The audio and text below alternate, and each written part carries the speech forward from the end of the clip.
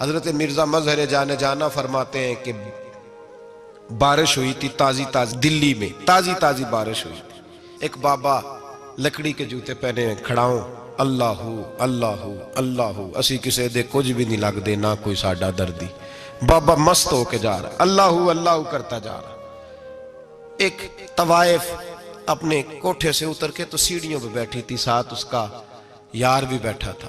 بابا اپنی مستی میں جا رہا، تو بابا جی کے پیروں سے کچھ مٹی اڑی تو اس عورت کے کپڑوں پہ پڑ گئی.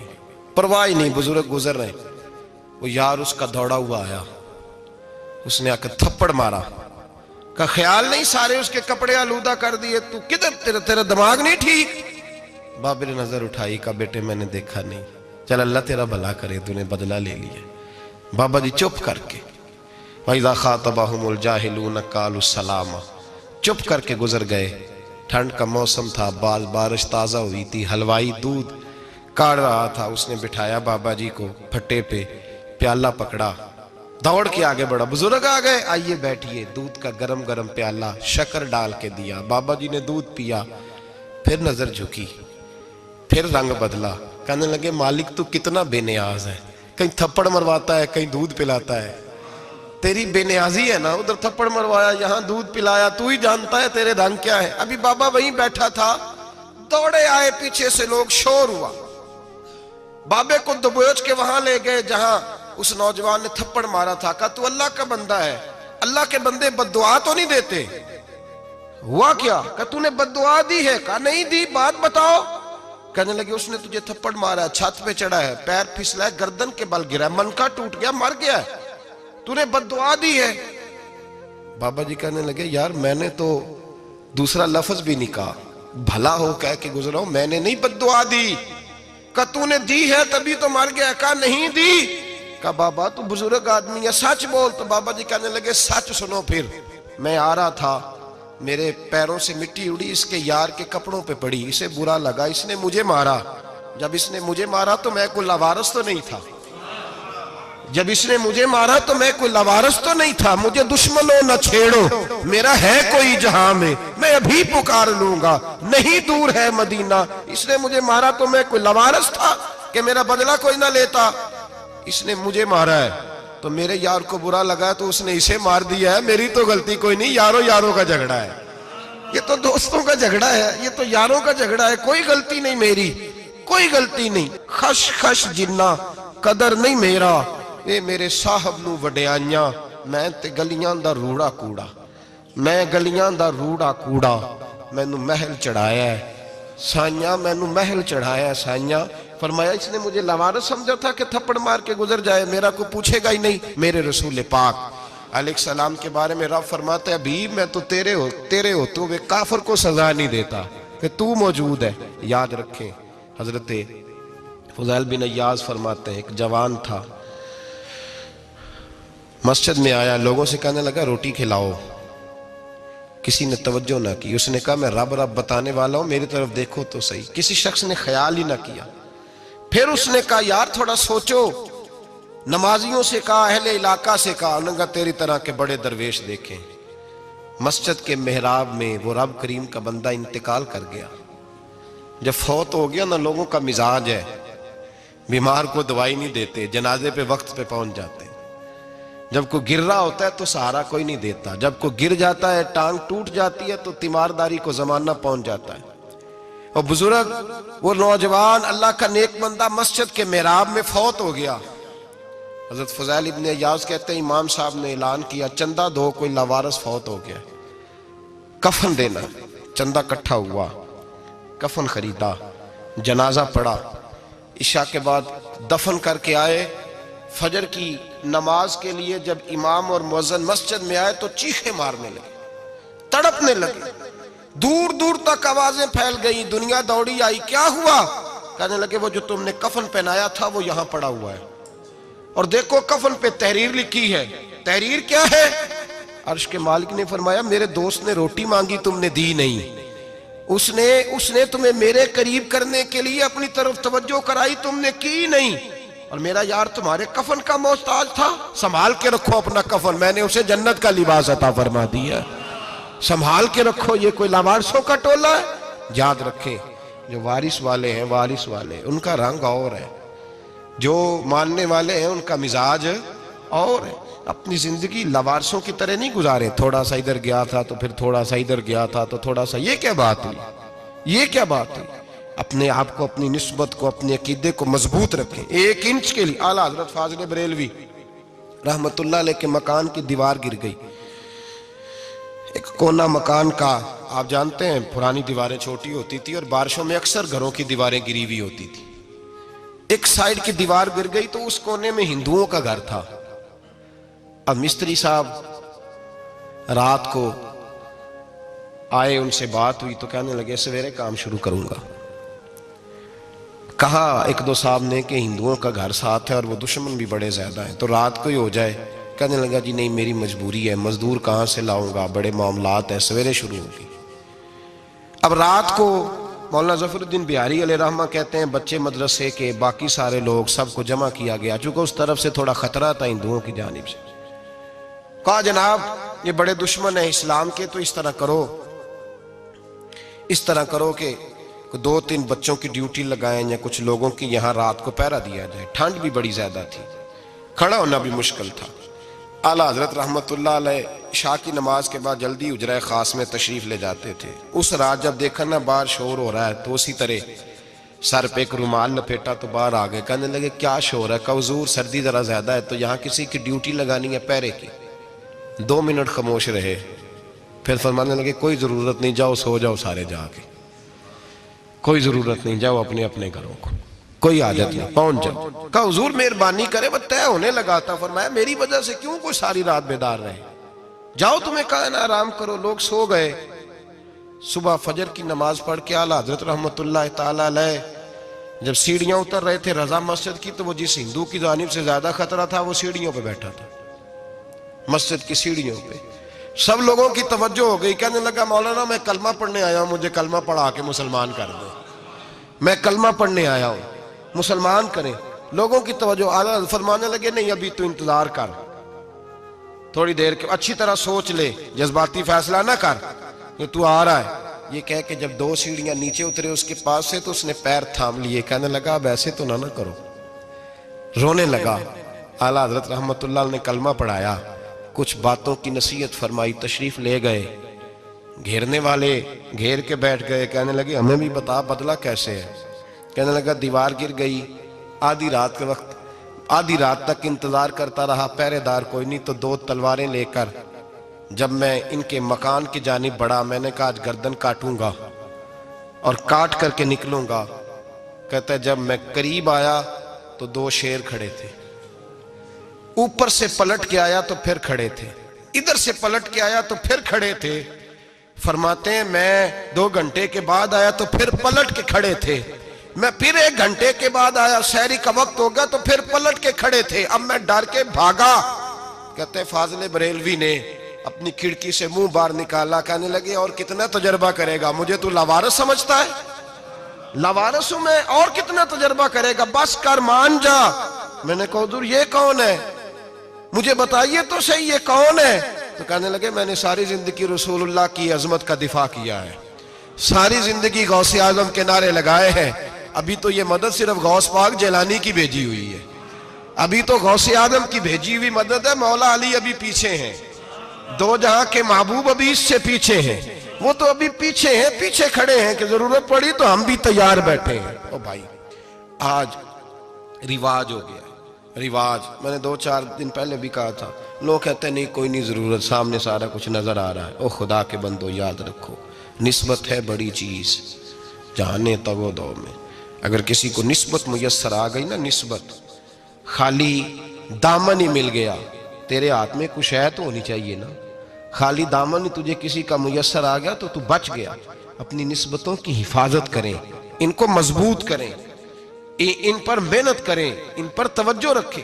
یہ نسبت جو ہوتی ہے نا، نسبت، یہ دیکھیں نا، ایک گتا ہے عام کتاب کو لگا ہوا ہے تو جہاں مرضی رکھ دو، اس کی کوئی قدر نہیں، لیکن جو گتا قرآن مجید کو لگ گیا ہے اس کو بغیر وضو چھونا جائز ہے۔ ایک پٹھے پہ اینٹ بنی ہے، جو باتھ روم میں لگ گئی وہاں بغیر جوتے کے جایا نہیں جا سکتا، اور جو مسجد میں لگ گئی وہاں جوتے پہن کے جایا نہیں جا سکتا. یہ نسبت ہے بڑی چیز. اگر میسر آئے نصیب ہو اپنی نسبت کو مضبوط کر کے رکھا کریں, اس کی جولانی کا مظاہرہ کیا کریں. اس نسبت میں روز توانائی آنی چاہیے. میں آپ کو بڑی ذمہ داری کے ساتھ ایک بات بتاتا ہوں تجربے کی. ہمیں جتنا کسی نے آ کے کہا ہے نا نسبت کے خلاف, ہماری نسبت اس سے زیادہ مضبوط ہوئی. ہمیں جتنا کسی نے آ کے کہا ہے نا جی آپ کو کیا ملا, آپ کو کیا ملا, تو ہم نے اتنا کہا یار جیسے جیسے تو کہتا جاتا ہے ہماری تو نسبت میں اضافہ ہوتا جاتا ہے, ہمارا تو مزاج بدلتا جاتا ہے. روز ایک نیا پردہ کھلتا ہے, روز ایک نیا رنگ واضح ہوتا ہے, روز ایک نئی توانائی. ابھی تھوڑے دن کی بات ہے, ایک مولانا شرف الدین صاحب ہے, مفتی صاحب, میرے حضرت صاحب کے مرید ہوئے. مفتی تھے, عالم آدمی تھے, سرکار تاج الشریعہ, ہمارے شیخ سے بیعت کی. اب ہمارے حضرت صاحب کا اس وقت حال وہی ہے وَرَأَيْتَ النَّاسَ يَدْخُلُونَ فِي دِينِ اللَّهِ أَفْوَاجًا. اب فوجوں کی فوجیں لوگ آتے ہیں.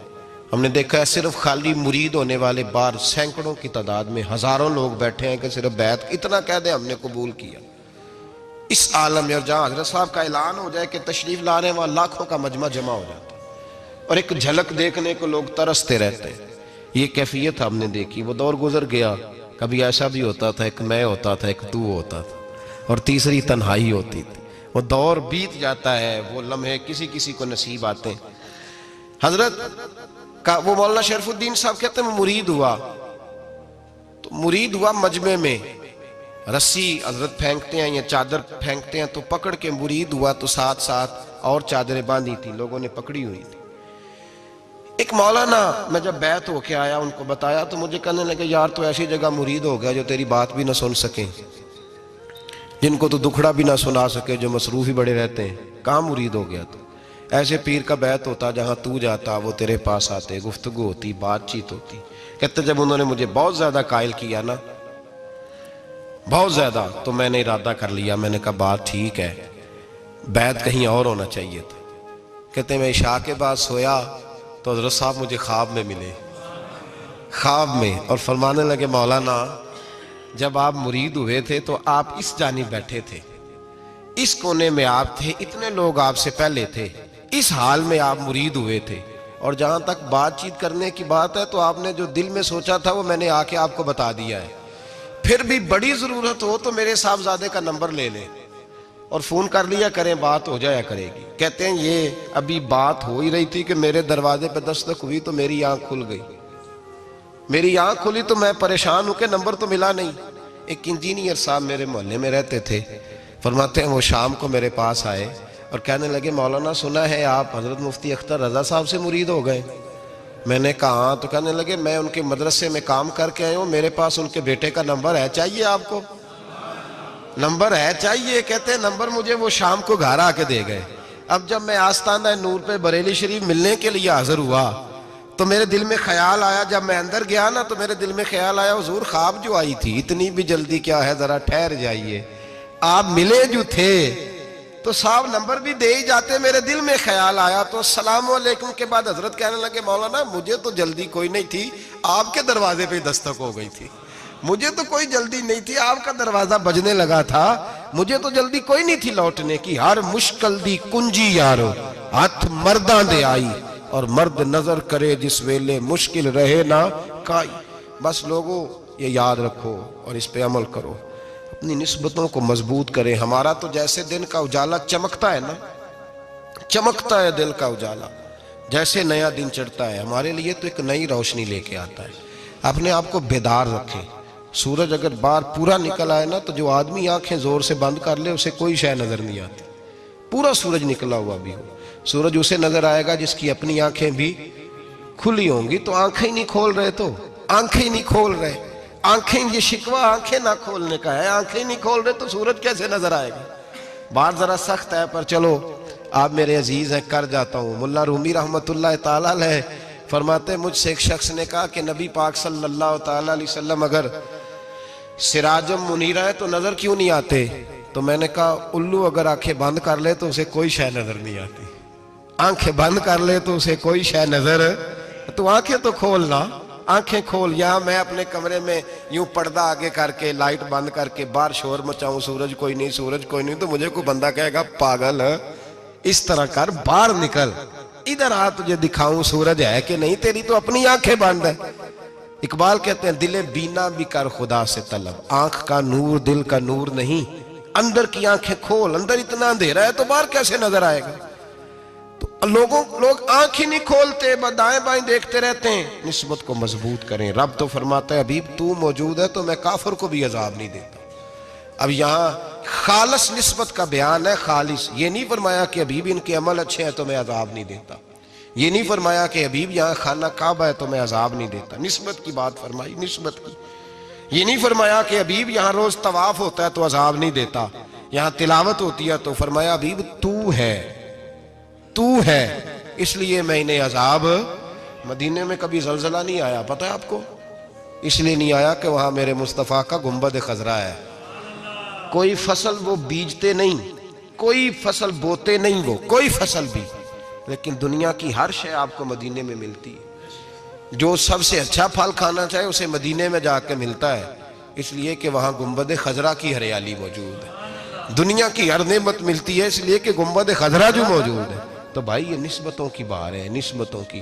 پرانی امتوں میں جب کوئی گناہ کرتا تھا تو دروازے پہ لکھا ہوتا تھا سویرے، میرے حبیب نے دعا فرمائی مولا یہ میرے ہیں انہیں رسوا نہ کرنا، اے اللہ میرے ہیں انہیں رسوا نہ کرنا۔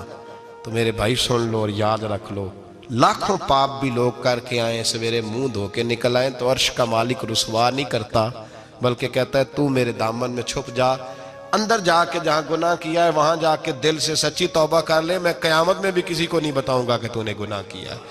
تو برکت کس کی ہے؟ رسول پاک کی۔ یہ برکت کس کی ہے؟ حبیب دو عالم کی صلی اللہ۔